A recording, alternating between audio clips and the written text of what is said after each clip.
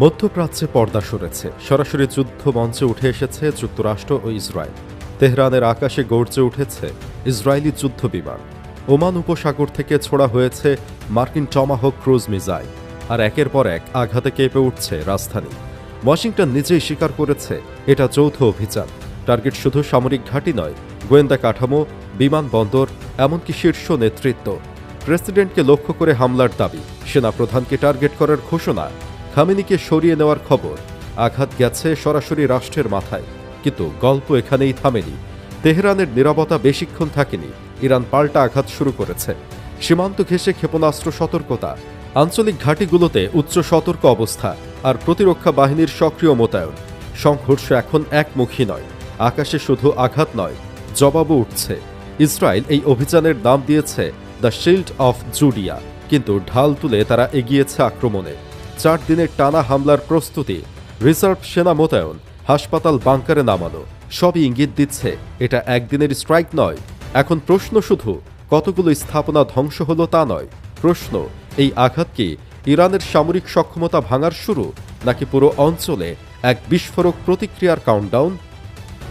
এই আঘাত কেবল এক রাতের বিস্ফোরণ নয়, এটা স্তরভিত্তিক, বহুমুখী এবং দীর্ঘমেয়াদী পরিকল্পনার ইঙ্গিতবাহী এক সামরিক অভিযান। প্রথম ঢেউ আসে সমুদ্র পথ থেকে। ওমান উপসাগর থেকে ছোড়া হয় মার্কিন টমাহক ক্রুজ মিসাইল। লক্ষ্য গভীর কৌশলগত স্থাপনা। একই সময় আকাশ পথে ঢুকে পড়ে ইসরায়েলি যুদ্ধ বিমান। তেহরানের বিভিন্ন স্থানে বিস্ফোরণ।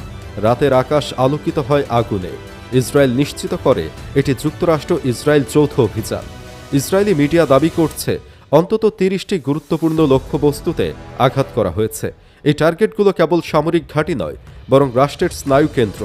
সর্বশেষ হামলা হয়েছে ইরানের গোয়েন্দা মন্ত্রণালয় ভবনে, যা প্রতীকীভাবে রাষ্ট্রীয় নিরাপত্তা কাঠামোর হৃৎপিণ্ড। তেহরানের আন্তর্জাতিক বিমানবন্দরও হামলার আওতায় এসেছে বলে দাবি করা হয়েছে। এখানেই শেষ নয়, ইস্পাহান, কোম, খুররামাবাদ প্রদেশও হামলার খবর মিলেছে।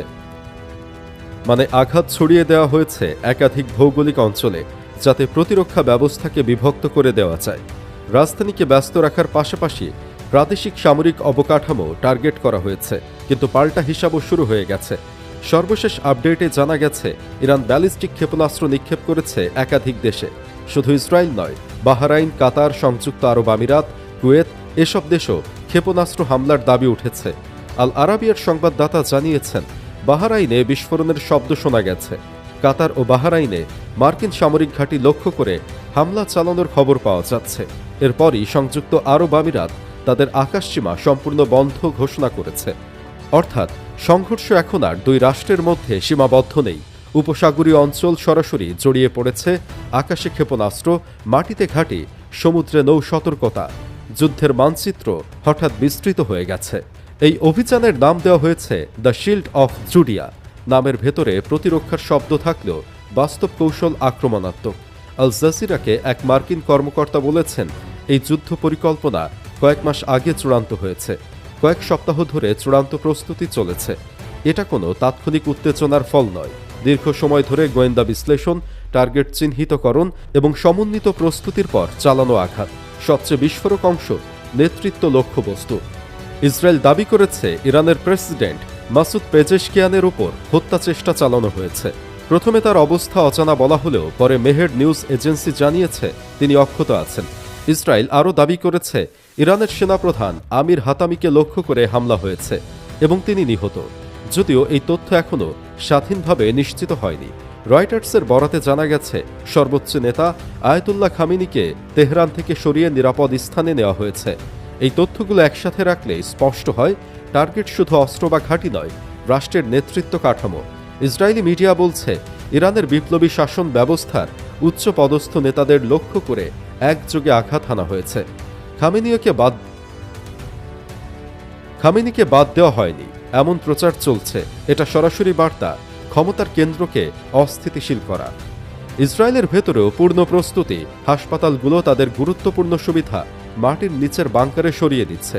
হামলার কিছুক্ষণ আগে মন্ত্রীদের বিশেষ ওয়্যারলেস যোগাযোগ ব্যবস্থা দেওয়া হয়েছে। নির্দেশ নিরাপদ অবস্থানে থেকে যোগাযোগ বজায় রাখতে হবে। লেবানন ও পশ্চিম তীর সীমান্তে রিজার্ভ সৈন্য মোতায়েনের খবর এসেছে, মানে তারা জানে প্রতিক্রিয়া একাধিক ফ্রন্টে আসতে পারে। অর্থাৎ এই যুদ্ধ কেবল আকাশ যুদ্ধ নয়, বহুমাত্রিক সংঘর্ষের সম্ভাবনা মাথায় রেখেই প্রস্তুতি। ইরানের ভেতর দ্রুত প্রতিরক্ষা সক্রিয় হয়েছে, সম্পূর্ণ আকাশসীমা বন্ধ ঘোষণা। তেহরানের আকাশে ইরানে MiG-29 যুদ্ধ বিমান উঠছে, অর্থাৎ ইরান আকাশ প্রতিরক্ষায় সাড়া দিচ্ছে। একই সময় সাইবার ফ্রন্টে চাপ। ইরানের রাষ্ট্রীয় সংবাদ সংস্থা ইরনা এবং অন্যান্য মিডিয়া ও যোগাযোগ চ্যানেল লক্ষ্য করে সাইবার আক্রমণের অভিযোগ উঠেছে। যুদ্ধ এখন 3 স্তরে, আকাশে, মাটিতে, ডিজিটাল পরিসরে। এই বহুমাত্রিক চাপের মাঝেই ওয়াশিংটন সরাসরি ভাষা ব্যবহার করেছে। মার্কিন প্রেসিডেন্ট ডোনাল্ড ট্রাম্প প্রকাশ্যে বলেছেন, আমরা ইরানের ওপর বড় ধরনের হামলা চালিয়েছি, ইরানের অপশক্তিকে শেষ করাই আমাদের লক্ষ্য। তিনি আরও বলেছেন, আমরা ইরানের ক্ষেপণাস্ত্র সক্ষমতা ধুলোয় মিশিয়ে দেব, তাদের নৌবাহিনীকে নাকানি চুবানি খাওয়াবো, বিপ্লবী গার্ড বাহিনীকে অস্ত্র নামিয়ে ফেলতে বলা হয়েছে। ট্রাম্পের ভাষায়, আত্মসমর্পণ করলে সুবিচার, না করলে নিশ্চিত ধ্বংস। তিনি স্পষ্ট করে দিয়েছেন, ইরানের প্রক্সি নেটওয়ার্ক যেন আর সক্রিয় না থাকে সেটাও নিশ্চিত করা হবে। অর্থাৎ লক্ষ্য কেবল ইরানের অভ্যন্তর নয়, পুরো আঞ্চলিক প্রভাব বলয়। ইসরায়েলি চ্যানেল N12 জানিয়েছে, টানা 4 দিনের বিমান হামলার প্রস্তুতি রয়েছে। তাদের ভাষায়, এরপর ইরানের চেহারা বদলে যাবে। এখন আর সম্ভাব্য পথ নিয়ে কেবল বিশ্লেষণ নয়, ইরান ইতিমধ্যেই তার প্রতিক্রিয়ার প্রথম ধাপ দেখিয়ে দিয়েছে।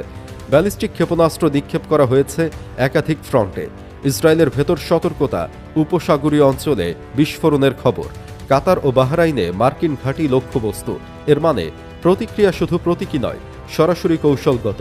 ইরানের হাতে মাঝারি ও দীর্ঘ পাল্লার মিসাইল সক্ষমতা বহুদিন ধরেই ছিল, এখন সেটি ব্যবহারিক স্তরে উঠে এসেছে। কিন্তু এটি শেষ ধাপ নয়, বরং শুরু। সামনে কয়েকটি দিক আরও খুলে যেতে পারে। প্রথমত, ক্ষেপণাস্ত্রের পরিমাণ ও গভীরতা বাড়ানো। দ্বিতীয়ত, আঞ্চলিক প্রক্সি সক্রিয় করা। হিজবুল্লাহ, হুতি, ইরাকের শিয়া মিলিশিয়া, একাধিক ফ্রন্ট একসাথে চলে উঠলে সংঘর্ষ বহুগুণে বিস্তৃত হবে। তৃতীয়ত, হরমুজ প্রণালীতে নৌ উত্তেজনা সৃষ্টি। বৈশ্বিক জ্বালানি রুটে চাপ মানেই আন্তর্জাতিক শক্তির সরাসরি সম্পৃক্ততা। চতুর্থ, সাইবার যুদ্ধ। বিদ্যুৎ গ্রিড, আর্থিক নেটওয়ার্ক, সামরিক যোগাযোগে আঘাত হলে যুদ্ধ দৃশ্যমানের বাইরে ছড়িয়ে পড়বে। পঞ্চম, উচ্চ প্রতীকী কিন্তু কৌশলগতভাবে হিসাবি আঘাত, যাতে বার্তা চায় ইরান দুর্বল হয়নি, বরং প্রস্তুত।